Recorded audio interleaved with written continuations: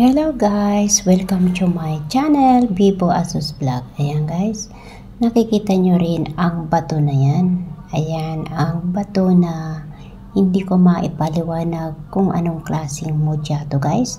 Pinagkaloob din to sa akin sa kuweba. Ayan guys, para siyang sinturon.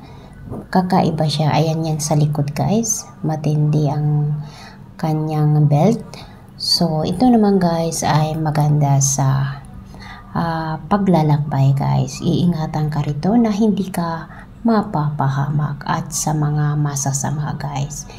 Ito ay mabisa rin mga kapatid. So, kapag may mapulot kayong ganito guys o makita, kunin na nyo dahil makakatulong po ito sa inyong paglalakbay at sa mga taong may balak sa inyo ng masama. So, maganda rin ito ilagay nyo sa tubig tuwing Martes o Biyernes.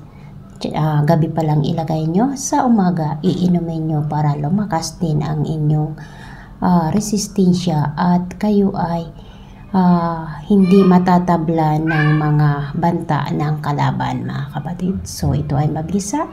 So, sa mga may third eye, makikita nyo ang bisa nito mga kapatid o gabay. So, ayan guys. Thank you for watching. Sana may natutunan kayo sa aking mga in-upload na vlogs dahil ito ay kusang ipinagkaloob, hindi binibili. Kung ito ay pinagkaloob ng libre, pinagkakaloob din ito ng libre. So ito ay mga buhay na ipinagkaloob guys, hindi fake na nakuha kung saan saan.